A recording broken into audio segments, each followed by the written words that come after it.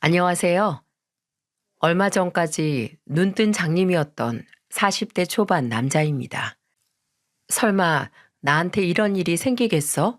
하는 마음으로 살다가 막상 그런 기야말 일이 제게 일어나고 나니 마치 큰 교통사고를 당한 듯 충격이 오래 가더군요. 그래서 마음이 남아 정리해 볼 겸 이렇게 사연을 보냅니다. 저는 반도체 회사를 다니는 평범한 직원으로 조금 특이점이 있다면 출장이 잦다는 거였습니다. 출장지는 주로 중국이나 베트남 등 멀지 않은 아시아권 나라들이었죠. 짧게는 며칠, 길면 몇 달을 타국에 나가 있어 딸과 아내 둘만 집에 남겨두는 일이 잦았습니다.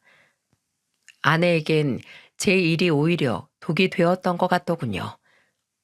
거의 모든 시간 혼자서 독박 육아를 하다 보니 아이를 낳은 후 얼마 되지 않아 우울증이 찾아온 것이죠. 아내분께선 외향적이고 여자인 자신으로서의 정체성이 강하신 분입니다. 출산 후 집에서 육아만 하는 자신의 삶이 망가져가고 있다고 여기고 있어요. 아내분 같은 여성은 집에만 있으면 우울증이 더 악화될 가능성이 큽니다. 남편분께서 아내분을 많이 도와주셔야 합니다. 2살 배기 소연이를 옆에 방치해둔 채 하루 종일 멍하니 창밖만 바라보는 아내를 보다 못한 제가 정신건강의학과 병원에 데려갔을 때 의사가 저를 따로 불러 넌지시한 말이었습니다.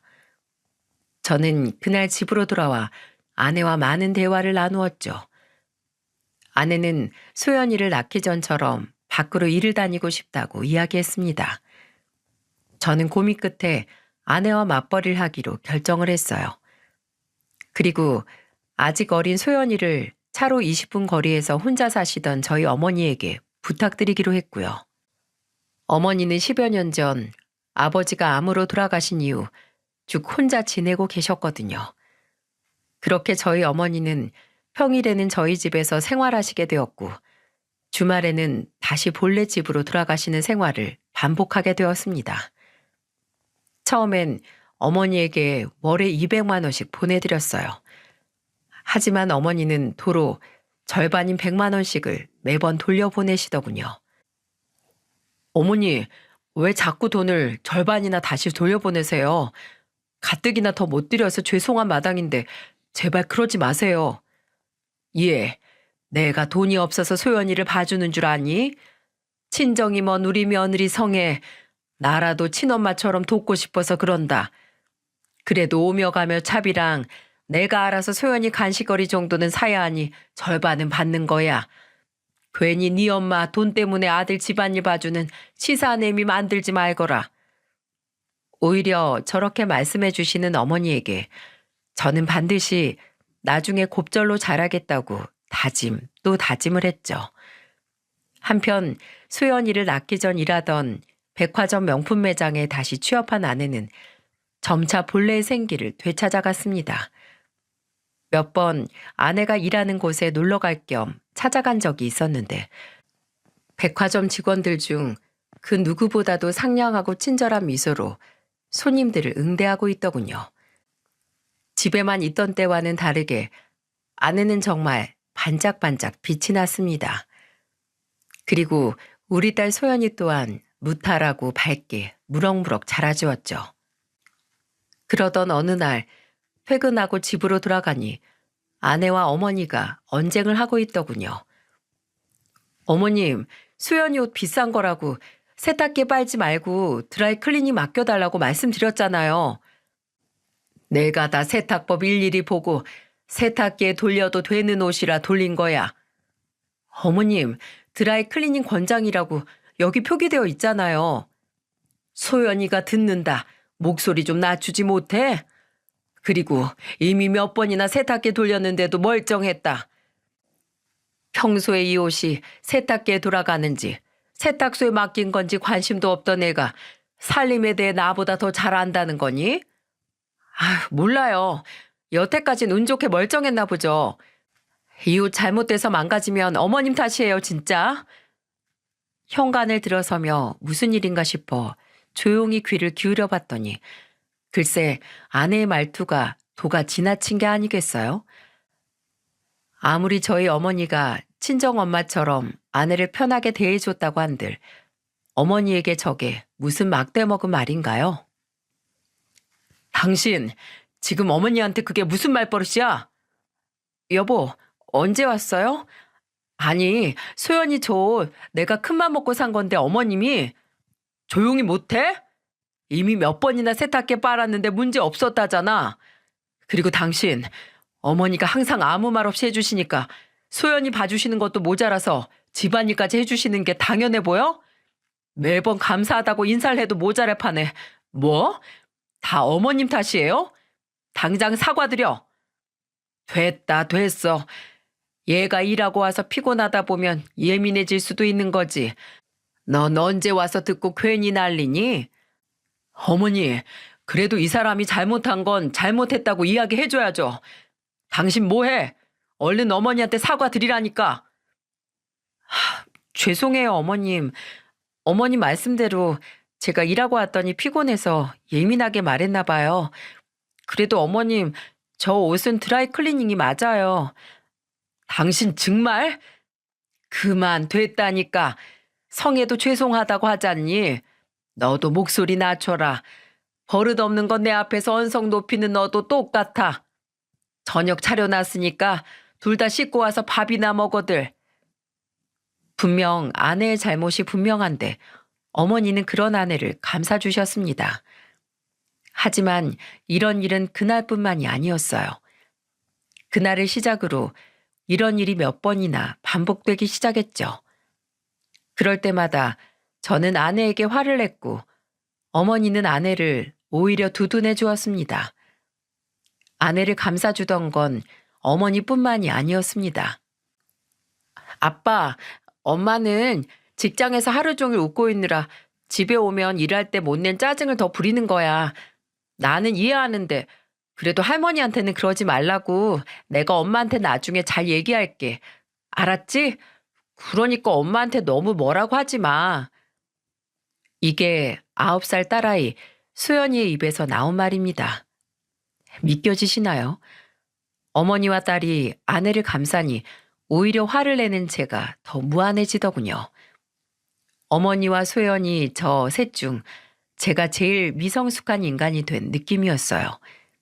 그래서 저도 언젠가부터 그냥 아내를 이해하기로 했습니다. 가끔 철없는 막내딸처럼 어머니에게 투정을 부릴 뿐이지 나쁜 사람은 아니었으니까요. 그렇게 시간이 흐르고 소연이는 10살이 되었습니다. 그때 저는 한 달간 베트남으로 출장을 간 전후였습니다. 출장을 마치고 집에 돌아온 다음 날이 마침 소연이의 10번째 생일이었죠. 소연이의 생일날 아내는 매니저로 진급이 될지도 모른다는 소식을 신이 나서 제게 전하곤 출근을 했습니다. 저는 피로를 풀 겸 회사에 하루 연차를 냈었죠. 오랜만에 늦잠을 잔 저는 오후에 늦지막이 일어나 하교하는 소연이를 데리러 갔습니다. 전날엔 너무 늦은 밤에 귀국을 한 터라 잠든 소연이 얼굴밖에 보지 못했거든요. 그런데 한 달 만에 저와 마주한 소연이는 뭔가 달라 보였어요. 아빠, 오셨어요? 평소였다면 하굣길에 발견한 저를 보고는 아빠 하며 달려와 신나게 안겼을 텐데 그날은 왜인지 쭈뼛대며 제게 존댓말을 하더군요. 그래, 아빠 오셨다. 우리 예쁜 소연이 오늘도 학교에서 공부 열심히 했어? 한 달 동안 아빠 안 보고 싶었고? 물론 그때 한 달 만에 본 내가 어색한 건가 벌써 사춘기인가 싶어 대수롭지 않게 넘겼죠. 그리고 그날 저녁이었어요.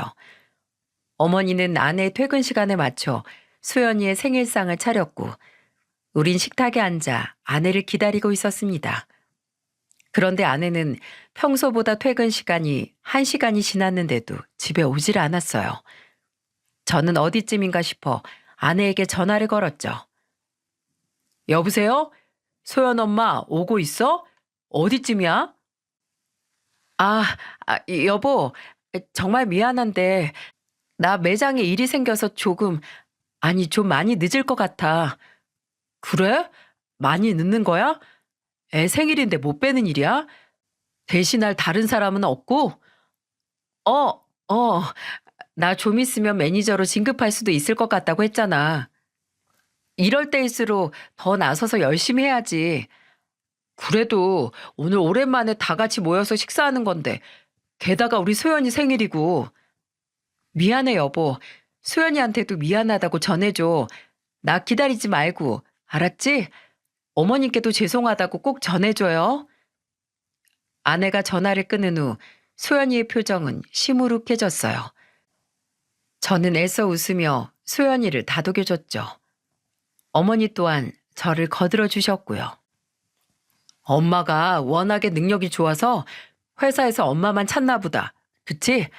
우리 먼저 생일 축하 노래 부르고 밥 먹자, 소연아. 그래, 우리 애기 배고프겠다. 할머니가 소연이 좋아하는 갈비찜 했어. 맛있겠지? 얼른 촛불 끄고 식기 전에 먹자. 평소에 소연이었다면 오히려 자기가 더 나서서 역시 우리 엄마는 능력자라며 더 뿌듯해하고 제 엄마를 두둔했을 텐데 그날은 별말이 없더군요. 아니, 오히려 평소와는 다르게 고집을 부렸죠. 엄마 기다릴래요. 엄마 오면 같이 촛불 끌 거예요. 밥도 먹지 않고 무조건 엄마를 기다리겠다는 소연이는 도통 말려지지가 않더군요. 평소 그러지 않던 애가 한 번 고집을 부리니 저도 어머니도 어쩔 줄 몰라 했습니다. 결국 우리 세 사람은 차린 음식 위로 식탁보를 덮어두고 아내가 퇴근하기를 기다리기로 했죠. 하지만 시간이 흘러 음식이 차게 식고 시간이 11시 반이 될 때까지 아내는 오지 않았습니다. 소연애미 아직도 안 왔니? 방에서 잠시 눈을 붙이겠다며 들어가셨던 어머니도 어느새 잠에서 깨어 나오셨죠. 네, 많이 바쁜가 보네요. 전화 한번 해보지 그러냐. 소연이가 저렇게 기다리는데 이미 해봤는데 안 받더라고요. 전화를 한 통 더 해볼까 싶었지만 오죽했으면 소연이 생일인데도 이 시간까지 못 들어올까 싶어 방해가 될까봐 저는 휴대폰을 들었다 도로 내려놓았죠. 그때 소연이가 대뜸 울음을 터뜨렸습니다. 아니 소연아, 엄마가 생일을 안 챙겨준 게 그렇게 서러웠어? 생전 안 이러던 아가가 왜 이런다니. 소연아, 울지 말거라. 어? 뚝 하자. 네 엄마 곧 들어올 거야. 이 할미가 안아줄게. 어? 아니, 도대체 그 어른스럽고 의젓하던 애가 오늘따라 왜 이러는 건지 도통 알 수가 없었죠. 저와 어머니는 영문도 모르고 우는 소연이를 달래느라 진땀을 뺐습니다. 그렇게 10여 분이 지나고서야 그제야 진정이 되는지 소연이의 울음소리가 잦아들더군요. 아빠, 할머니, 내가 비밀 하나 알려드릴까요? 이거 듣고 저 미워하시면 안 돼요. 알았죠? 비밀? 무슨 비밀 말이냐? 소연이 네가 이 할머니한테 비밀도 있었어? 어머니와 저는 어리둥절한 시선을 주고받았죠. 그러거나 말거나 소연이는 저와 어머니에게 재차 다짐을 받았습니다. 저 미워하지 않겠다고 약속해요. 얼른요. 그래, 알겠어. 아빠랑 할머니가 널 왜 미워해, 소연아. 네가 어떤 말을 하더라도 그런 일은 세상에 없어. 아빠랑 할머니가 널 얼마나 사랑하는데. 그래, 아가. 그런 소리 하면 못 써. 약속할 테니 그 비밀이라는 게 뭔지 얼른 말해보렴. 이 할미 궁금해 죽겠다. 우리 두 사람의 확답을 받자 소연이는 망설이다가 자신의 핸드폰을 만지작거리더군요. 그리고 찡하며 이내 제 핸드폰에 진동이 울렸습니다. 제가 보낸 거예요, 문자. 소연이는 자신이 보낸 문자라며 제게 확인해 보라고 말했죠. 제가 문자 메시지 창을 열자 어머니도 고개를 빼꼼 내밀고는 제 휴대폰 화면을 함께 들여다보시더군요. 그런데 소연이가 보낸 문자는 뭐라 말로 형언할 수 없는 충격적인 내용을 담고 있었어요. 헉 하고 얼마나 숨이 턱 막혔던지 저는 순간 제 숨이 너무 놀란 나머지 멎어버리고 만 줄 알았어요. 어머니 또한 아니 이게 다 뭐냐? 하고 말조차 제대로 내뱉지 못하고 더듬으며 기함을 했습니다. 정말이지 지금도 그때를 떠올리면 다시금 심장이 쿵하고 내려앉는 것 같아요. 그만큼 그 문자는 그때까지 제 인생을 송두리째 바꿔놓을 만큼의 파장력을 가지고 있었습니다. 그게 뭐였냐면 말이죠. 그건 한 메신저 대화방의 캡처 사진이었어요. 대화 상대 이름은 김정훈이라고 되어 있더군요. 자기 조심히 들어가요. 성혜 씨도요. 어제 당신이 밥 먹는 모습이 너무 예뻐서 나도 모르게 사진을 찍어버렸지 뭐예요. 이거 봐요. 예쁘죠? 진짜 팔불출.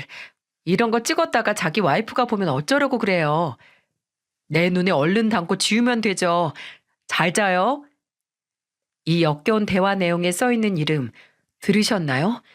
성혜 씨, 한성혜. 바로 제 아내의 메신저 대화창이었습니다. 혹여 아니라고 부정하고 싶었지만 그 남자가 보낸 사진, 그건 바로 누가 봐도 낯선 베개를 베고 잠든 내 아내 성혜의 얼굴이었어요. 소연이, 너 이거 어디서 났어?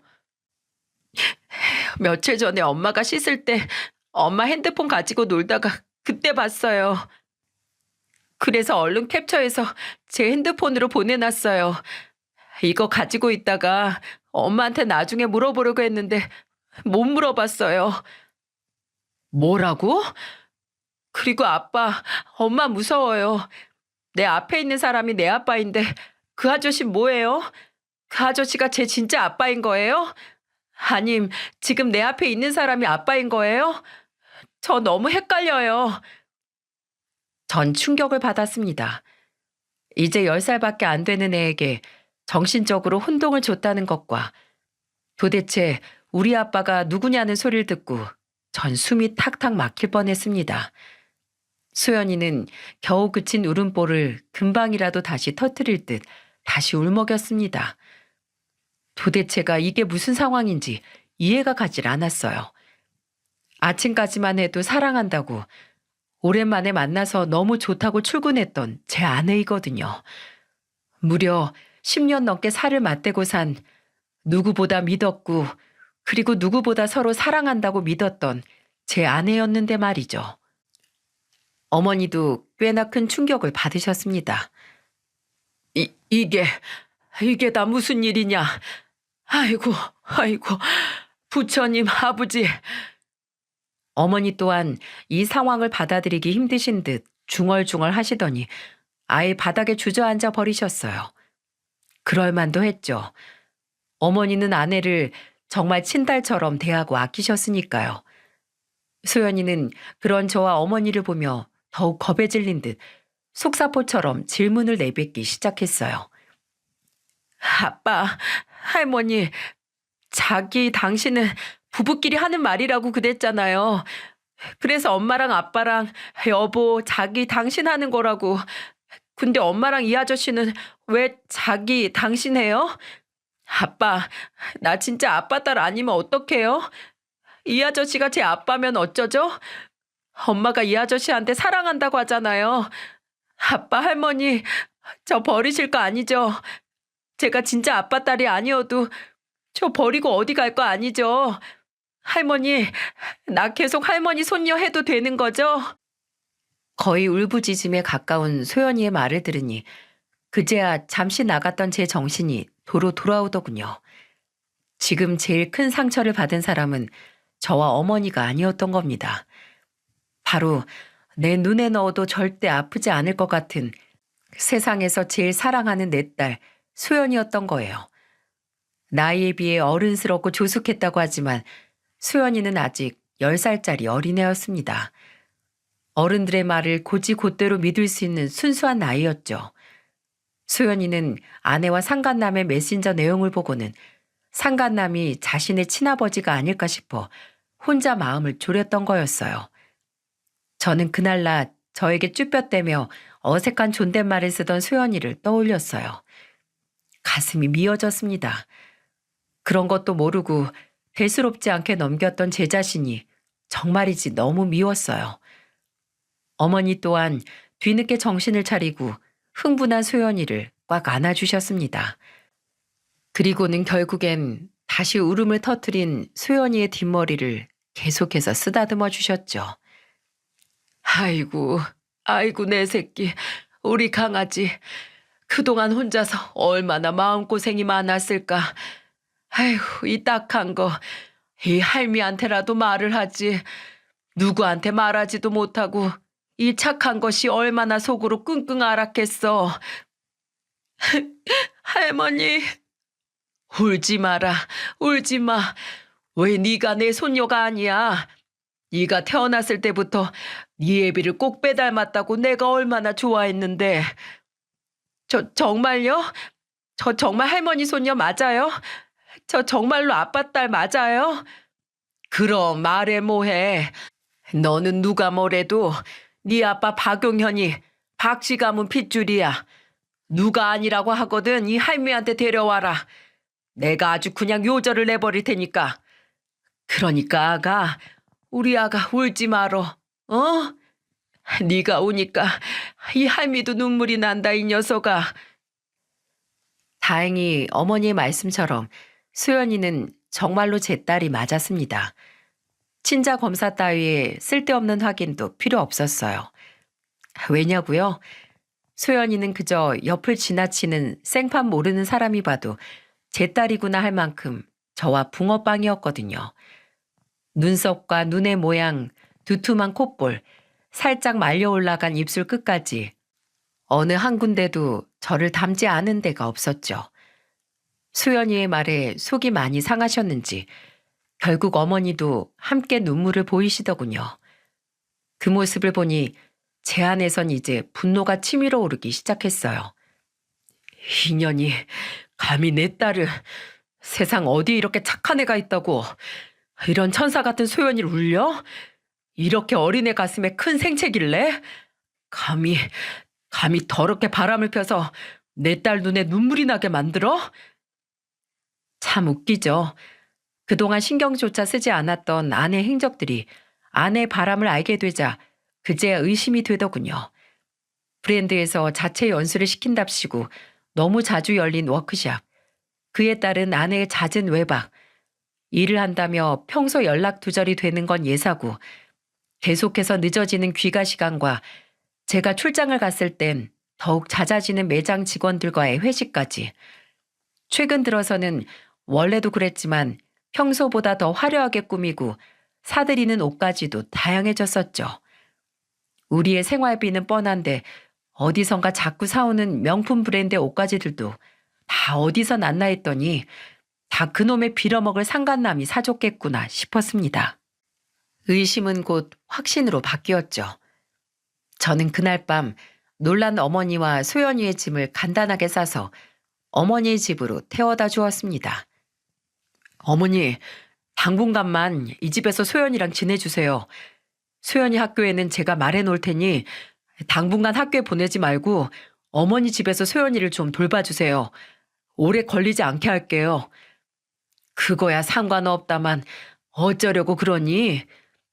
우리 소연이 눈에 눈물 나게 했으면 자기 눈엔 피눈물이 나게 해야죠. 아이고, 이게 웬 난린지. 나도 정신이 없어 뭐라고 말을 못하겠다. 일단 얼른 돌아가거라. 나는 소연이 좀 달래서 재워야겠다. 그렇게 어머니와 소연이를 들여보내고 저는 다시 집으로 돌아왔습니다. 집으로 돌아오니 그새 아내가 귀가해 씻고 욕실에서 나오고 있더군요. 어머님하고 소연이는? 식탁에 음식들 다 그대로 있던데?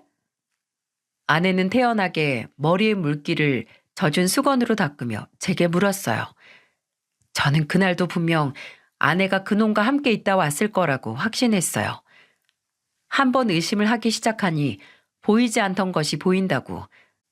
아내에게선 샴푸향과 동시에 아주 미약하게 술 냄새가 났거든요. 평소 아내를 철석같이 믿고 있던 저라면 절대 눈치채지 못했을 만큼 아주 미약하게요. 저는 딸의 생일마저 참지 못하고 짐승처럼 제 감정만 앞세워 그놈과 사랑 노름을 하다 들어온 아내가 역겨웠습니다. 그리고 사진 속 낯선 베개를 베고 자고 있던 아내의 얼굴을 떠올리니 구역질이 밀려오더군요. 참자, 지금은 참아야 해. 저는 치밀어 오르는 역겨움을 애써 삼키며 아무 일도 없었다는 듯 대답했죠. 어차피 이번 주말 내내 당신 일하잖아. 나도 이번 출장은 너무 고돼서 어머니한테 이번 주말만 수연이 좀 어머니 댁에서 봐달라고 부탁해놨어. 집에서 아무것도 안 하고 푹 좀 쉬려고. 음식은 덜어가서 어머니 집에서 먹었어. 식탁의 음식들은 내가 내일 치울게. 그래? 케이크도 그대로 있던데? 어머니가 케이크를 또 사놓으셔서 그걸로 축하 파티 했어. 저건 다음에 먹으면 되지 뭐. 그랬구나.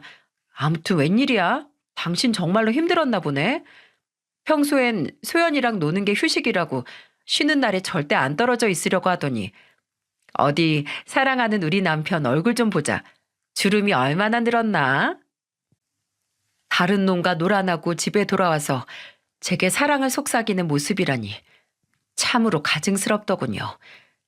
저는 일찍 누워 잠든 척을 했고 다음 날 아내가 출근하자마자 미리 알아둔 흥신소에 연락해 아내와 상간남에 대해 샅샅이 조사해달라는 의뢰를 맡겼습니다. 그리고 아내는 그 주에도 회사 워크숍이 있다며 뻔뻔하게도 2박 3일 동안 집을 비우더군요. 수연이가 어머니 집에 왜 갔는지는 제게 물어보지도 않고요. 그리고 얼마 지나지 않아 흥신소에서 연락이 왔습니다. 흥신소 직원들이 제게 건네준 자료를 넘기다 보니 아주 기가 차더군요. 상간남은 아내와 나눈 메신저 대화에서도 나와 있었듯 멀쩡한 가정이 있는 유부남이었어요. 골프 용품점을 운영한다는 그놈은 아내가 일하는 명품 매장의 VIP 손님으로 8개월 전 아내와 처음으로 바람을 피기 시작했답니다. 아내의 상간남이란 그놈 아주 한심한 놈이더군요.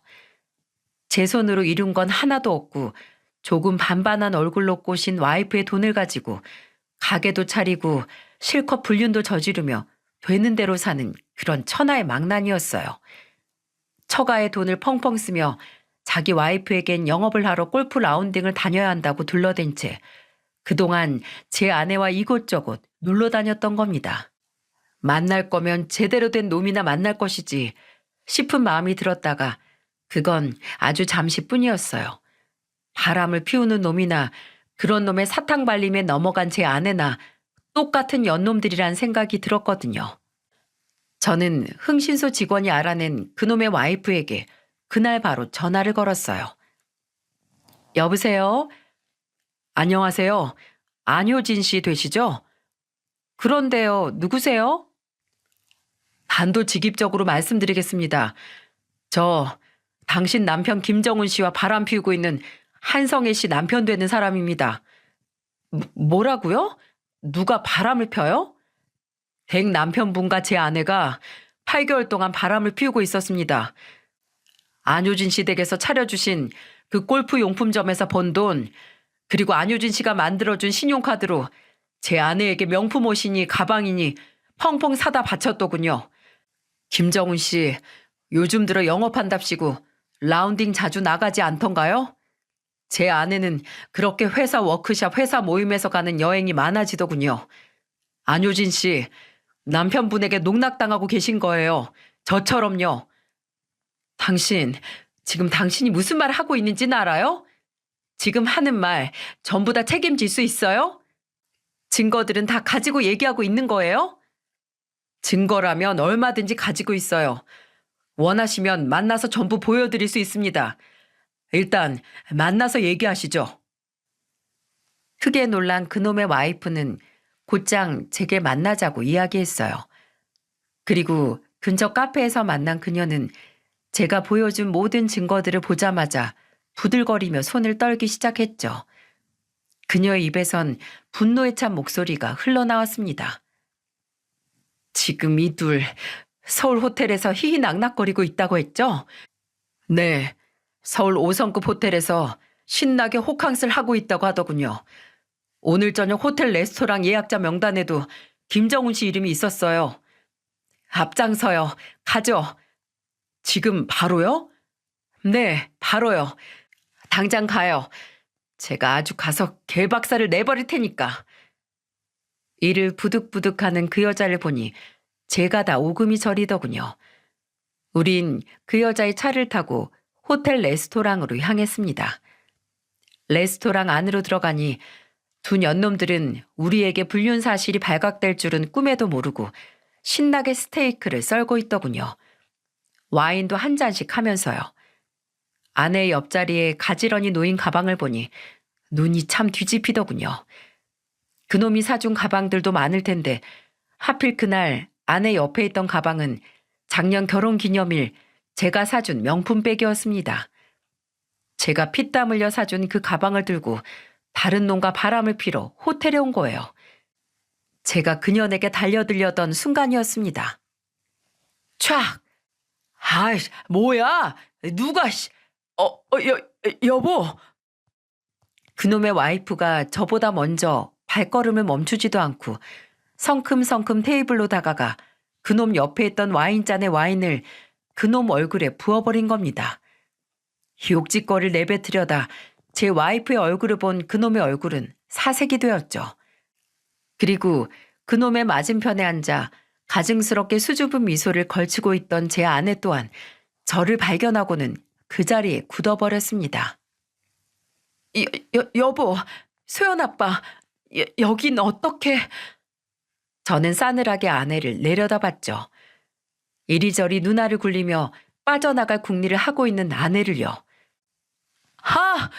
여보, 효진아, 잠깐만 이것 좀 놔봐. 내가 잘못했어. 좀, 이 주제도 모르는 놈이 누구 덕에 호의호식하고 사는 줄도 모르고 바람을 펴? 그것도 2년 한 명도 아닌 여러 년이랑? 놓긴 몰라. 넌 이 명줄이나 오늘 영원히 놓을 줄 알아. 이 버러지 같은 놈아. 그리고 저와 아내 옆에선 이미 난장판이 벌어지고 있었어요. 그놈의 와이프는 보통이 아닌 여자였어요.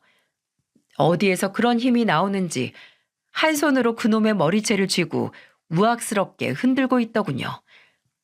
그놈은 이러지도 못하고 저러지도 못하고 나아봐만 되풀이하며 악을 써대고 있었죠. 레스토랑 안 사람들의 이목이 우리에게로 집중되기 시작했고 아내는 창피한지 가방으로 자신의 얼굴을 가리더군요. 그리고는 제게 여보, 나가서 얘기하자 라며 속삭였습니다. 저는 저를 붙잡은 아내의 손을 탁 쳐냈죠. 그리고 아내의 얼굴을 가린 가방을 빼앗아 지퍼를 열고 소지품을 바닥으로 모조리 쏟아내버렸어요. 여보, 뭐 하는 거야? 이거 내가 사준 가방이잖아. 그것도 결혼 기념일 선물로. 내가 준 가방을 들고 그것도 호텔로 바람을 피우러 와? 당신 가지고 있는 거, 걸치고 있는 거, 그리고 내 집에 있는 모든 것들 하나도 빠짐없이 나한테 주고 몸만 나가야 할 거야. 내가 그렇게 만들 거거든. 마음 같아선 당신 몸도 성치 않게 내보내고 싶은데 그래도 내가 당신, 소연이 엄마라서 그거 하나 때문에 참는 거야. 저는 그 말을 마치고 한참 난리가 난 상간남과 그놈의 와이프, 그리고 아내를 뒤로하고 레스토랑을 빠져나오려고 했습니다. 그때 아내가 다급하게 제 팔을 붙잡았어요. 그리고 제게 애원을 하기 시작했죠. 여보, 내가 잘못했어. 미안해. 나 한 번만 봐줘. 내가 이렇게 싹싹 빌게. 저 사람이랑 만난 지 얼마 안 됐어. 정말이야. 그냥 밥만 몇 번 먹었어. 우리 매장 VIP 손님이라 집에 가서 이야기하자. 우리 소연이를 봐서라도 내 얘기 한 번만 들어줘. 아내의 입에서 소연이의 이름이 흘러나온 그 순간 정말 참을 수가 없더군요. 저는 손을 올려 아내, 그년의 따귀를 날려버렸습니다. 얼마나 소리가 컸던지 짝 소리가 레스토랑 전체를 울리더군요. 제게 처음으로 맞은 아내는 두 손으로 뺨을 부여잡고 충격받은 눈으로 저를 바라봤습니다. 야, 한성애. 넌 내가 요절을 내고 싶은 거 간신히 참고 있는 거야. 알아? 너희들이 8개월 동안 붙어먹은 거 나 다 알고 왔어. 네가 어디서 감히 우리 소연이를 입에 올려. 소연이는 진지가 알고 있었어. 미년이 바람 피우는 거. 소연이가 울면서 나랑 어머니한테 자기가 내 딸이 맞냐고 묻더라. 제발 자기 버리지 말아달래 울면서. 그게 어린애 입에서 나올 말이야? 남자의 눈이 뒤집힌 미년 때문에 우리 소연이가 평생 지워지지 않을 상처를 받았다고. 알아? 소연이 이름 또 그 더러운 입에 올려봐. 그땐 그 입을 찢어버릴 테니까. 저는 그 말을 끝으로 아직까지 신나게 상간남의 머리채를 휘어잡고 있는 그놈의 와이프에게 눈짓으로 인사를 한 채 레스토랑을 나왔습니다. 제게 마찬가지로 눈인사를 한 그놈 와이프의 목소리가 제 뒤통수에 쩌렁쩌렁하게 울리더군요. 저는 그 상간남은 제 손으로 직접 처리를 하지 않아도 이미 인생 망했겠구나 싶어 마음이 조금 가벼워졌습니다. 그렇게 그 여자와 우린 짧은 시간 안에 인간 같지도 않은 그것들을 응징했습니다. 그날 아내는 울며 불며 집 문을 두드려댔지만 이미 비밀번호까지 바꿔버린 전 그러거나 말거나 음악을 크게 틀고 못 들은 척 문을 열어주지 않았어요. 아마 조용해진 걸 보니 추위를 못 이기고 어딘가로 갔겠죠. 그리고 다음 날 저는 아내의 일터로 찾아갔습니다. 여보, 나 용서해주러 온 거야?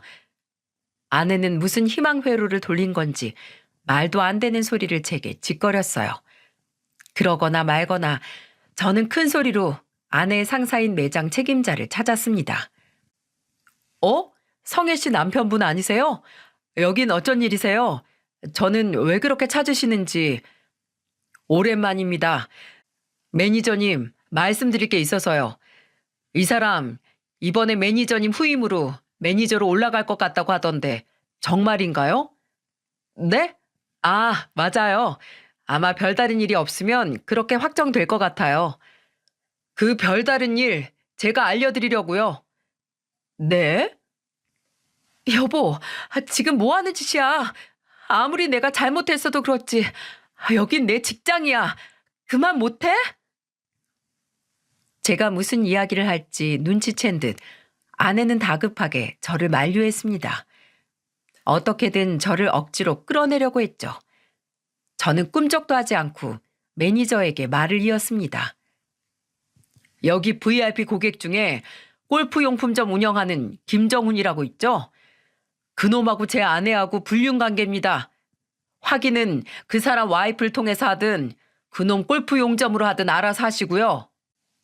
철저하게 공사 구분해서 고객으로 관리해야 할 사람을 이런 격식 있는 명품관에서 매니저로 올린다는 게 말이 됩니까?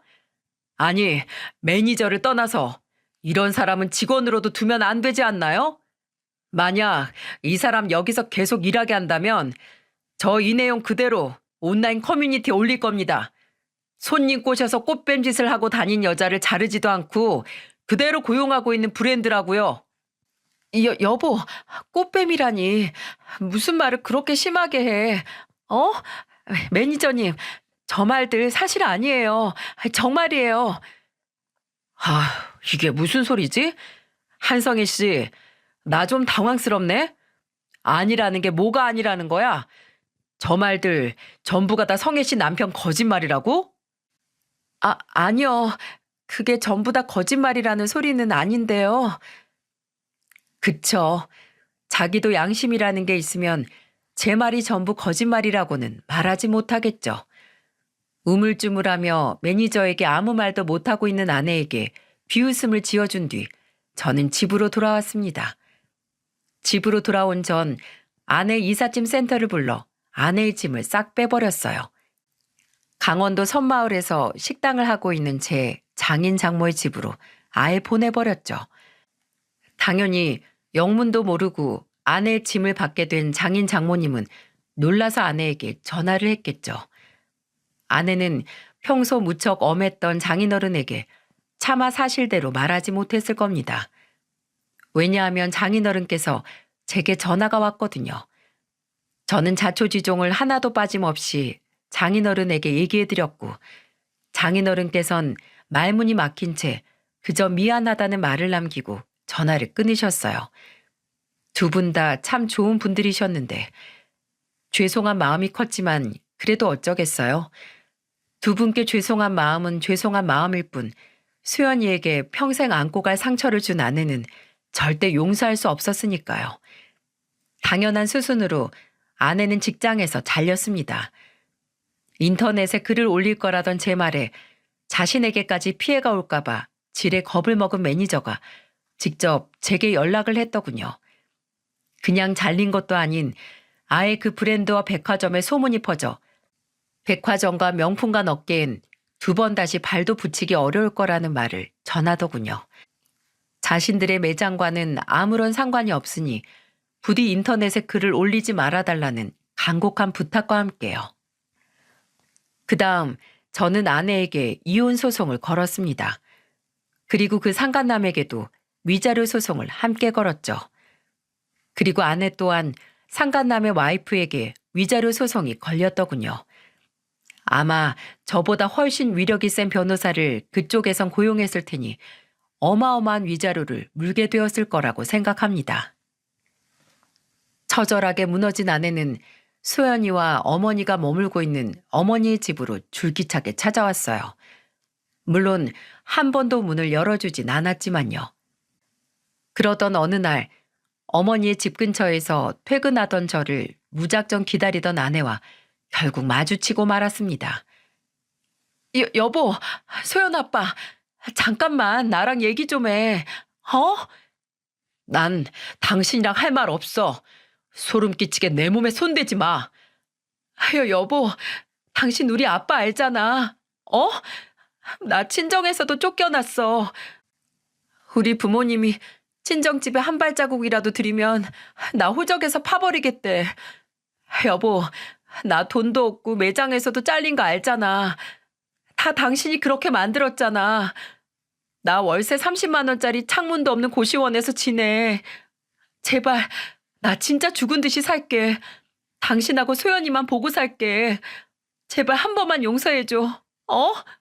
고시원에 곰팡이도 있고 바퀴벌레도 나온단 말이야. 나 거기서 못 살아. 정말이지. 끝까지 철없는 소리만 해대는 아내에게 먼지만큼 남아있던 정도 다 털리더군요. 제가 아내를 무시하고 지나치려던 그때였어요. 현관문이 열리며 수연이와 어머니가 모습을 드러내는 게 아니겠어요? 수연아, 어머님. 소연아, 왜 나왔어? 얼른 들어가. 소연아, 우리 딸 소연아, 엄마 안 보고 싶었어? 엄마 소연이가 다 아는 줄 몰랐어. 엄마한테 먼저 얘기해주지. 그러지 그랬어 우리 딸. 왜 이렇게 마른 것 같지? 엄마 보고 싶어서 밥도 안 먹고 있는 거 아니야? 아내는 저에게서 소연이에게로 타겟을 바꾸기로 마음먹었는지 소연이에게 한껏 매달리더군요. 엄마라는 이름을 잔뜩 앞세우면서요. 그런 아내를 제가 제지하려던 찰나였습니다. 촥! 언제 들고 나왔는지 어머니가 양동이에 찬물을 받아가지고 나와 아내의 얼굴에 끼얹어 버렸어요. 아내뿐 아니라 저 또한 순간 벙쪘죠. 어머니는 항상 아내의 편에 서서 아내에게 져주시던 분이셨으니까요. 어머니는 화를 애써 내리누르는 목소리로 엄하게 말씀하셨어요. 예, 너 어디서 지금 우리 소연이한테 엄마 행세야? 네가 소연이 엄마로서 도대체 뭘 했는데? 애를 예뻐하기만 했지. 네가 소연이 밥을 제대로 챙겨주기로 했어. 옷을 빨아서 입혔어. 주말에도 네가 힘들단 핑계로 애한테 인스턴트 음식이나 배달 음식만 먹인 거 내가 모를 줄 알았어? 내가 그래도 그동안 너를 봐준 건 네가 소연이 엄마니까. 그리고 내 아들 아내니까. 우리 가족으로서 내가 품어서인 거야. 근데 너 지금 네가 뭐니? 소연이 애미라고는 입에 올리지도 못하겠고 내 아들 반려자도 아니고 내 며느린 더더욱 아니잖니. 근데 여기가 어디라고 뻔뻔하게 찾아와. 썩 안 꺼져? 아내는 낯선 어머니의 모습이 무서웠는지 소연이의 옷깃을 부여잡고 아이의 뒤에 숨어 벌벌 떨더군요. 정말 애엄마라는 사람이 아이 뒤에 숨어서 떠는 꼴이라니 한심하기 이를 데가 없었습니다. 저는 그런 아내를 소연이에게서 거칠게 떼어놓았죠. 그만 좀 해 당신. 지금 진짜 추한 거 알아? 애 앞에서 이게 무슨 추태야? 저는 빨리 이 상황에서 벗어나게 해주고 싶은 마음뿐이었어요. 그래서 소연이와 어머니를 데리고 얼른 집으로 들어가려고 했죠. 그때 소연이가 저를 붙잡고 고개를 도리도리 내저었습니다. 그리고 제 엄마 앞으로 가서 글쎄 이렇게 말을 하더군요. 엄마, 나 엄마 하나도 안 보고 싶었어. 어차피 엄마 평소에도 집에 잘 없었잖아. 오히려 맨날 출장 다니던 아빠가 쉬는 날 내 옆에 더 많이 있어줬는걸? 나 평소처럼 할머니랑 아빠랑 잘 지내고 있어서 밥 잘 못 먹을 일도 없었어. 오히려 나 엄마를 생각하면 화가 나는걸? 나한테 상처를 준 건 용서할 수 있지만 할머니랑 아빠한테까지 상처 준 엄마는 용서할 수 없어. 그래서 엄마 있지? 2번 다시 나 엄마 안 보고 싶어. 더 이상 찾아와서 아빠랑 할머니 힘들게 하지 말아요. 알았지? 이제 가. 나 아빠랑 할머니랑 저녁 먹어야 돼. 야무지게 촌철살인을 한 소연이는 말을 마친 후에야 저와 어머니의 손을 이끌고 집으로 들어가더군요. 소연이의 손에 이끌려 어머니의 집으로 들어가는 동안 아내를 힐끔 쳐다봤습니다. 아내는 소연이의 2번 다시 보고 싶지 않다는 말에 적잖은 충격을 받았는지 그 자리에 망부석처럼 굳어 있었어요. 그 난리를 치던 사람이요. 그게 아내의 마지막 모습이었습니다. 그 뒤로 아내는 더 이상 우리를 찾아오지 않았거든요. 중요한 건 아내에게 내려진 저에게 매달 60만 원씩 양육비를 보내라는 법원의 판결까지 1년째 강간무소식이라는 겁니다. 2손 2발 멀쩡한 사람이 아르바이트 하나 구하지 못한 것도 아닐 텐데요. 그래도 여유가 생기면 보내기 시작하겠지 싶어 마지막 남은 정으로 1년 동안 기다려줬건만 아직도 아무런 소식이 없네요. 그래서 저는 결국 아내에게 양육비 청구 소송을 다시 걸 작정입니다. 그까짓 돈 60만 원 있어도 그만 없어도 그만이지만 괘씸해서 그대로 두기 싫더군요. 딸과 저를 배신한 대가 지구 끝까지 쫓아가서 청구할 생각입니다. 여기까지가 최근까지 제게 일어났던 일들입니다. 글로 이렇게 담담히 정리를 했지만 사실 이 모든 일을 겪어오며 참 마음이 힘들었어요. 어찌됐든 제가 오랫동안 부부로 살아왔던 사람이고 살을 부대끼며 살았고 제 아이의 엄마였으니까요. 얼마 전 읽던 책에서 한 스페인 속담 하나를 읽었습니다. 항상 맑으면 사막이 된다. 비가 내리고 바람이 불어야만 비옥한 땅이 된다. 라는 말이었죠. 제 인생에 이런 거센 폭풍과 비바람이 불었으니 제 인생 또한 전보다는 더 단단하고 비옥해졌을 거라고 저는 믿기로 했습니다. 왜 그런 말도 있잖아요.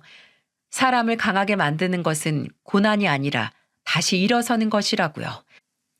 저는 어떠한 풍파와 고난이 닥친다 하더라도 우리 딸 소연이를 지켜줄 겁니다. 왜냐고요?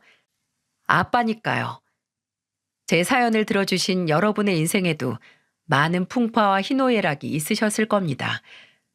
하지만 저처럼 여러분이 걸어온 길들 또한 여러분의 인생을 더욱 단단하고 비옥하게 만드는 길이었을 거라고 모두 믿고 힘을 내서 살아가셨으면 좋겠습니다.